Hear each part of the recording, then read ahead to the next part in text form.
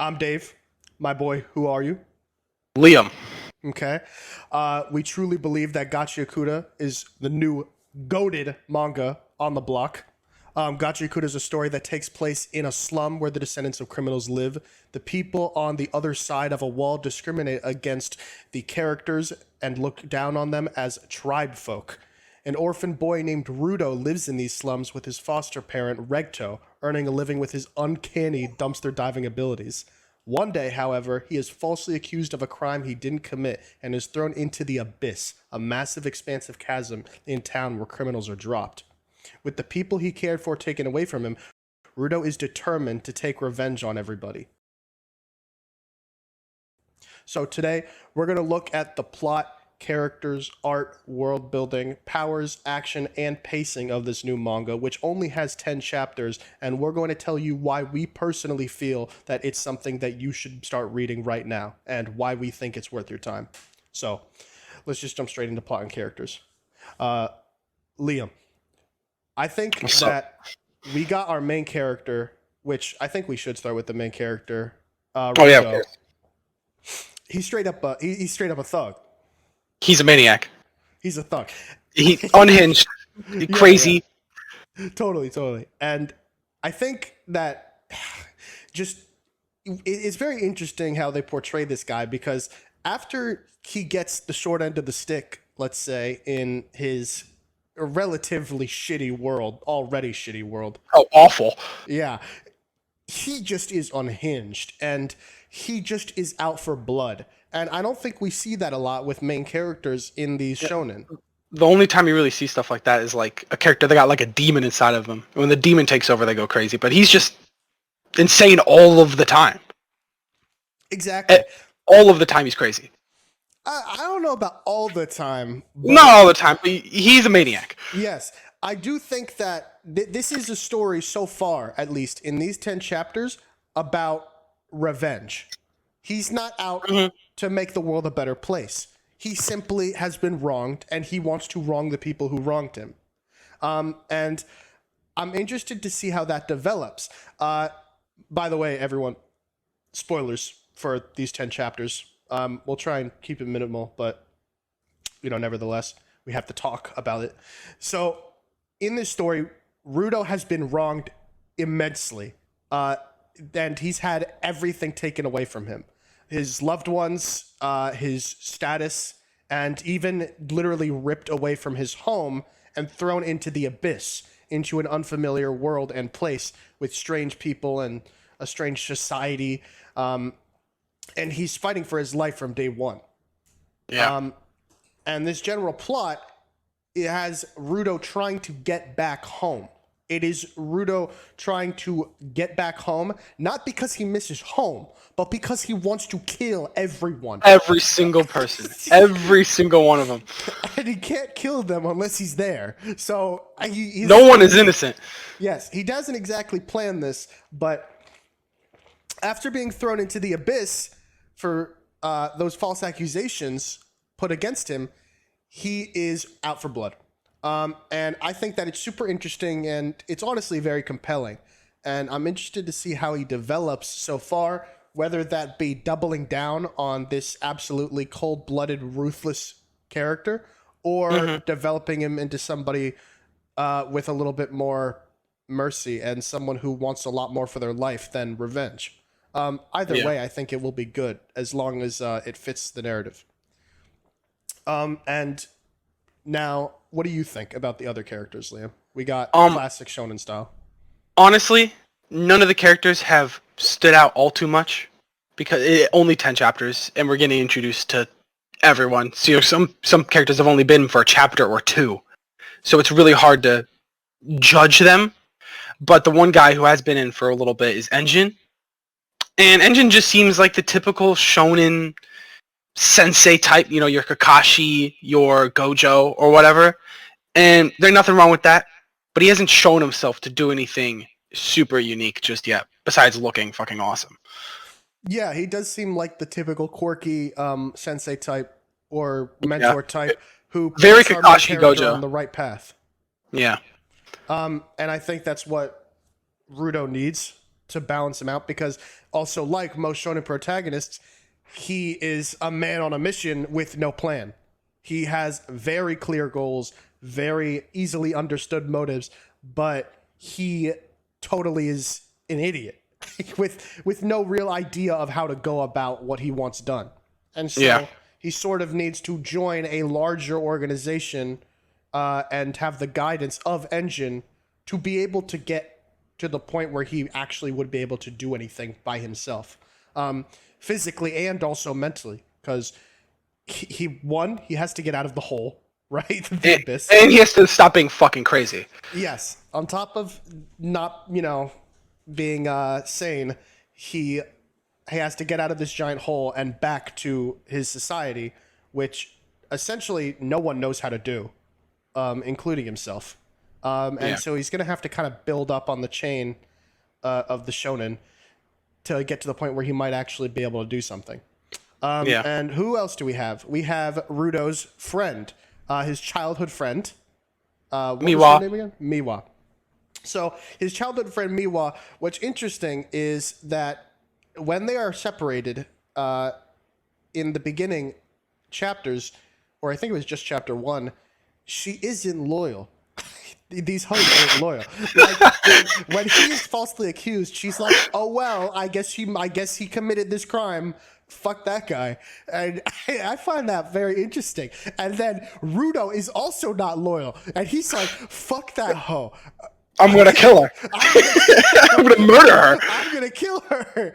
And I found that, and that put him over the edge, I think, because I don't think he was fully on board with the "I'm gonna kill everyone." Murder everyone, maybe most people, but now it's everyone. I understand murdering the people who put you, in the or on throwing you in the abyss. Yeah, but everyone? He's like, he wants to murder the people spectating this atrocity. He wants to murder the bystanders, including his little girlfriend. He wants to murder the people who weren't spectating, just going about their daily lives. He's crazy. Yeah, no, he's unhinged. So I found that very interesting. She's only been in a chapter, and we probably won't be seeing her for a while, for a long time, unless the story purposefully cuts away to away from our character, which it hasn't so far. It's been totally on the main character. Yeah. But that would be interesting to see. And next we have Rio, Riyu, no idea how to say that. Yeah. First shoddy, right? Am I correct? She bad, yeah. Okay, so she kind of bad. She's pretty interesting. We don't really have enough to go on her. One fight. She's just cool. That's all there really is to her, just right now. And funny, I think. She's going to be the funny character. We can't expect much depth from anyone yet. Yeah. And we barely even know their motivations and why they're going about their daily lives. I'm for sure a lot of the people here are most likely just trying to get by, because 99% of people, exactly. 99% of these people probably don't even know about another society, and they're unaware of anything. They just kind of are living here because they're living here. It seems like Rudo's the only one that's actually interested in leaving. Yeah. Not that his society is much better. It's slightly better, just slightly ever so slightly. And I think that's pretty much it for noteworthy characters as far as our main cast. I think the only thing really to talk about the characters is just how they look and how pretty the art is for them. Okay, so you want to segue into the art? No, I just wanted to say that and then not. Okay, yeah, for sure. So, I think, in my opinion, this art is already at the top. Nah, I not at the top. Not at the top. But it could be. It could be. I think it's great. I mean, it's a perfect blend of just for me, it looks like My Hero with good character design. with a little bit of Boichi. I don't know. I just feel it. The shading and the color, not the colors, but the coloring of just all the ink being used, all the black lines. It's so good. Yeah, we talked about it before, and when it comes to the art, I personally think that it also has a lot of influence from My Hero, but especially influence from Fire Force. Yeah. Fire Force He and is My Hero. the assistant of Fire Force, right? Yes, the assistant to the writer of Fire Force. I can't remember either of their names. That's how it is. And I really think that this guy's already mastered perspective and also knows how he wants his characters to be drawn. And although I can't say with confidence that he is at the one of the top dogs right now, I feel like if we were to compare this beginning portion of the manga with the beginning portion of My Hero or the beginning portion of Jujutsu Kaisen or any other, very popular manga right now, I think you can confidently say that they're either equal or better. Yeah, I mean, My Hero, I think My Hero always looked good, but this just looks so much better. And JJK and Demon Slayer just look kind of not bad, but nothing to like. Yeah, JJK and Demon Slayer are very rare examples of how the anime can look better sometimes. Yeah. And I think that this guy's already doing an amazing job, and I think that as he comes into his own as an artist, right, continues to draw these characters again and again and again, he's going to fine-tune the art style to perfection. So and we get these awesome, like, the colored panels at the end, which just looks so good. Yeah, I don't know who's doing those because it's I really don't, to be honest with you. But whatever, man, they're good. The artist, he seems, and like he always confuses me because like when you try and get an accurate like depiction of what a character looks like, right? Like the colors and everything, especially with hair color in anime, you never know what it is in the manga because anime be like every hair color. And he just be including multiple hair colors for characters. Yeah, like Ryu, she has brown hair and then purple hair. It's just a little bit confusing, but I take that as the author not knowing what color he wants it to be yet. I think we'll once we see the manga volume, once that drops, we'll see some characters on the cover and we'll have a definitive answer. But right now, it's just anyone's guess.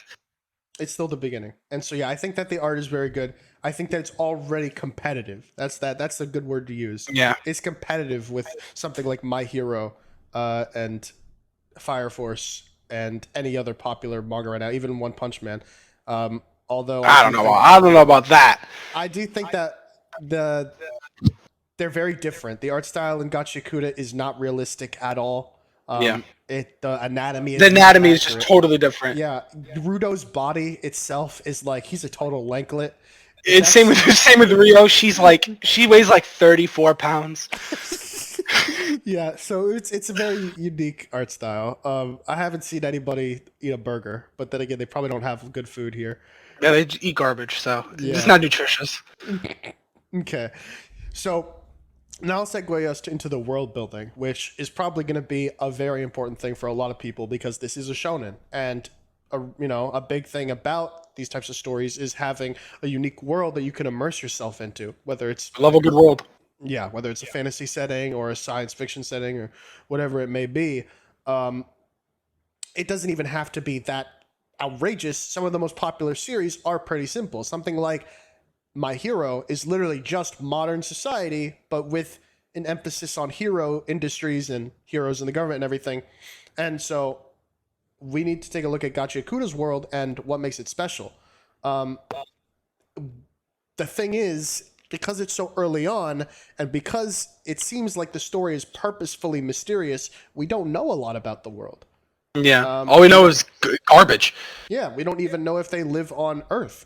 All we know is that Mr. Gachiakuta, Rudo, lives in a place that's just referred to as the slums, and that there is a higher society, which also looks like it's a shithole. Yeah, it's like the best of all the shitholes so far. And that these slums feed off of the higher society's trash, and most of their stuff is trash. And then subsequently, you have the abyss, where there is an entire society of people that live in the abyss that also feed off of the trash from the slums. And apparently they hold the resources from the slums that fall into the abyss as very valuable, because Rudo's clothes alone were enough to get him a lot of money just because they were sky people clothes, which is what these people in the abyss refer to the slums people as sky people. Yeah. And that's very interesting. And I don't think it's totally vague, but I do feel like it's alluded to that many of the people who live in the abyss were born there and, Yeah, live there. And, most people are. I mean, because you'll see it in chapter like 2 or 3 or whatever. Most people there have very little idea what goes on. Honestly, no idea what goes on in the Sky People land, and there's just not a lot of information being put down there because the executions, they drop people into the abyss. Typically, you don't survive being dropped into an abyss. I mean, yes, that's the thing. It's noteworthy. The slums constantly are executing criminals by just throwing them into the abyss. Yeah, Rudo is an exception to living to that. Because he survived. Because of what we don't know exactly why, but Rudo is physically superior to most people. He's special because he's the main character. Yes, but I also mean as a plot point, Yeah. it is recognized that he is unnaturally strong and fast and nimble. Yeah, they literally say that they don't have to train like his strength or anything like that because he's just already goated. Yeah, which is weird because he's so like lanky, and that's interesting. So I He could put on a few pounds. Of course. Okay. So yeah, as far as we know, we just have the slums. We have this unnamed higher society above the slums, and then with a wall. Everything's It super pours vague. out. Yeah, everything is super, super vague. And like we don't even know if there's multiple nations or governments or other sky places. We know nothing. history. And yeah. All we know is poor people bad. Exactly. And then the abyss, which is probably where the majority of the story is going to take place, or the majority of the beginning, is in the abyss. Yeah. And Rudo trying to get from the abyss to the slums. And I can only imagine how many different... Quite the journey. Yeah, I can only imagine like the cultures and the areas that we're going to visit and the people that we're going to meet in the abyss and all the different like societies that have developed by means of like reutilizing garbage sent down. And then I guess we should talk about the environmental hazards of living in the abyss, which is the aberrant monsters. Are they called that? Aberrant beasts. Aberrant beasts. So the aberrant beasts are living trash. They're sort of like the Titans of this Attack on Titan story, where they are just mindless beasts that attack the societies in the abyss. And they could be the result of the slums dropping trash onto the abyss, into the abyss, and they attack our main characters. And the main characters have formed a society, or not really the main characters, but the Society of the Abyss has formed this sort of organization referred to as the Janitors. And these janitors, aptly named, are assigned with defeating the aberrant beasts on the daily. And I feel like they do it pretty effectively, and just sort of like I would like to believe that they have a higher success rate than the Survey Corps at their job. Yeah. And we also know aberrant beasts, there's different classifications. We don't know the classifications yet, but in chapter 10 they talk about, or chapter 9 or 10, I don't remember, they talk about how these are just weaker ones. Like, those guys are bozos. Like, this is like training stuff. Like, literally, like, nothing to worry about. Yeah. And at the beginning you get introduced to the big guys. The ones that, like, okay, you gotta watch out for those ones because they're gonna beat the shit out of you. Right. And that's cool so far, is to see the different types of aberrant beasts, and they all look different, and there's gonna be some cool, really cool stuff, I feel, because they already look really awesome. I have no doubt that we're going to get very cool fights and interesting set pieces with the aberrant beasts, but just like with any shonen where there are mindless beasts to fight, they probably won't be the center of attention. Yeah. Or at least they won't be the focal point for the plot. They'll be a part of the environment that forces our main characters into a constant, level of stress, a constant threat. But there's obviously going to eventually be an antagonist. There's going to be a greater picture, yeah. Yeah, and whether that be something that controls the aberrant beasts or something that creates them or anything. Sort of like how with Fire Force there were infernals, but near the tail end of the series they were a non-issue because... Or even Attack on Titan, where, you have one faction creating the Titans, and putting them on parody, so... Yeah. So I think we can look forward to that, but as of now, there's nothing, and it's quite mysterious. Yeah, not a lot to go off of. And I guess that can also segue us into the powers and the action of the janitors and the aberrant beasts. So let's hear your thoughts on all of that so far.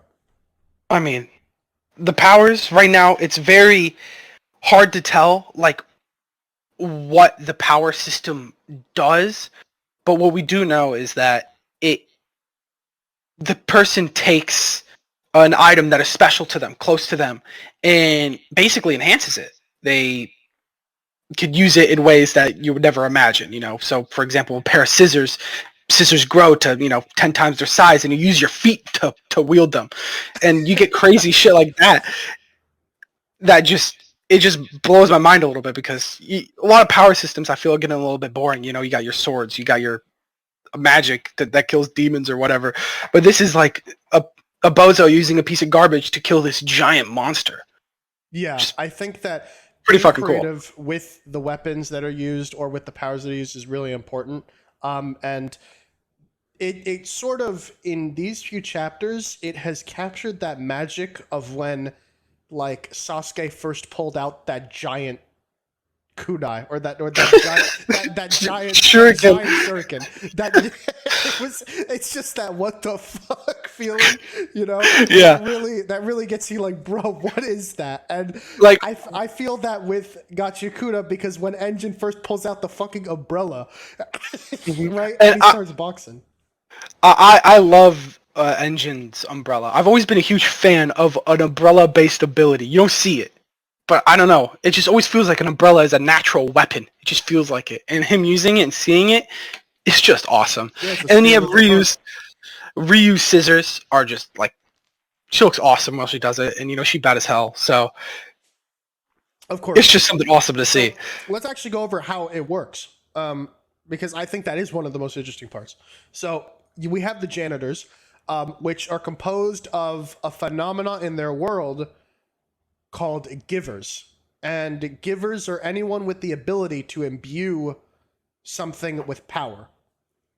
It seems givers are kind of rare as well. Yes. We don't know if they're born. We don't know if they're made.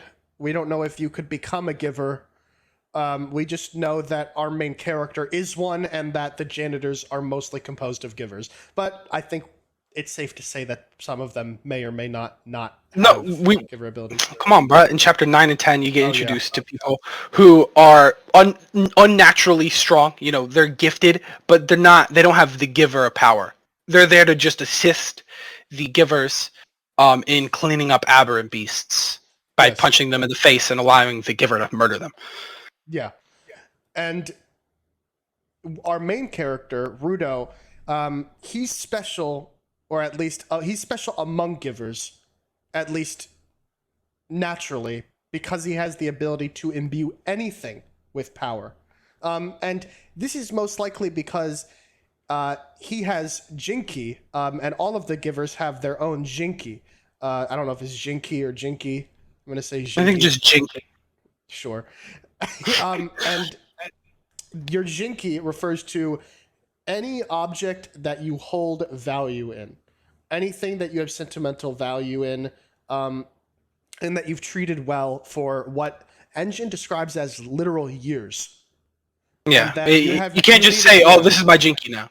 Yeah, that thing needed to actually mean something to you, and you needed to care for it for years, and it had to be a big part of your life. And Rudo's Jinki is a pair of gloves that he got from his adopted father, Regto, because he was hideously scarred on his arms, and he said it took a massive amount of willpower and just mental fortitude to be able to handle all the bullying and all of the staring that he was getting on a daily basis. So when Regto gave him those gloves, it just was like such a weight off his shoulders. And he took care of these gloves and he maintained them. And he just made sure, because it was his most prized possession in his entire life. And it seems like that proximity and like to the Jinki is really important too. Yeah. Which may describe why his gloves are so powerful, because he's literally wearing them. And the others, janitors also have their own Jinki, like glasses. And engines, umbrella, whatever it may be. And all of them are cool in their own way. But I'm assuming, right, the reason that Rudo can turn anything into his because it's gloves. Into his weapon is because his gloves are imbuing them with power. And that's very cool. And it seems like the way that Rudo does this is by just grabbing something and then it grows spikes. And then he just beats the shit out of people with it. And that's very funny, especially it's just so cool. I particularly loved when he grabbed the tire and just put it over his head and threw it down. And it looked very cool. And how it has this sort of black flame effect on it. I don't know if that's actually like visually happening to the people in the world, or whether it's just for effect on the manga. Hopefully it's visually happening. I'm not a fan of that Demon Slayer, it doesn't actually happen in the world type of thing. Yeah, so I hope it's happening too, and it looks very cool, and I definitely appreciate it a lot. And I think that they have decided, I think they've met a balance. So in most shonen, I think we can agree that the abilities are boring for the main characters sometimes. Whether it be like Bleach or Demon Slayer. Yeah, Ichigo's Bankai, or Demon Slayer and Tanjiro's swordplay. And they find a hard balance sometimes. You have issues where you have like Deku, right? Where he can be very interesting, but then they give him so much that it's crazy. And they give him like all these different abilities. And then you have it to where it's super simple, like Naruto, where he has like one jutsu that he uses until later in. And that sucks. I think this is a good balance because they've given him a very simple ability that can be used as creatively as the author wants. Yeah. And the ability to pick up literally anything. Any piece of garbage. Any piece of garbage. And I think that also plays into like the world, because there's just shit everywhere, And he has the ability to pick up anything. Yeah, with all the trash in the world, there's bound to be something awesome that he's going to pick up, you know? And it's just going to be so cool to see. Like a plunger. And he can fling poop at people, which, is top tier comedy. As we all know, poop comedy is the best. Gooey. Yeah, so I think that's everything that we could go over for these 10 chapters. And I would have to say, in conclusion, Gachiakuta seems to be like it's going to be something special. It's very good so far. It knocks it out of the park for me in the art and the originality of the main character being a psychopath that wants to murder everyone with brutal violence. It has that unique power system that seems like it's original enough while also not being incredibly complicated. I think Gachiakuta does that perfectly. Yeah, and in regards to the... Go ahead. It's really filling the hole that Dr. Stone left now that it's over. So now I get this new thing to read weekly, and it's just good. It's really fucking good. Yeah. And in regards to the world building, I think one of the biggest things for me is that I love not a mystery, right? Because there's a difference between a mystery and leaving things to be discovered. Something like Attack on Titan to me is mystery that keeps you intrigued in the story and you want to find out what's going on. But until it doesn't. Yeah, until it doesn't. But like I think like something like Fire Force does it better, where like it's just you're slowly getting revelations bit by bit until you're realizing the world as the character does. Exactly, right? So it's not exactly a mystery, but there are things to be discovered. The characters do need to learn stuff, and I'm sure that the characters will learn more about the aberrant beasts. They will learn more about the greater society that holds grip over the slums, and all of that, I'm sure, will be amazing to find out. Yeah. And that's everything we have to say. So thank you very much, and hopefully all of you will give Gachiakuta a read. Have a good one. Read it.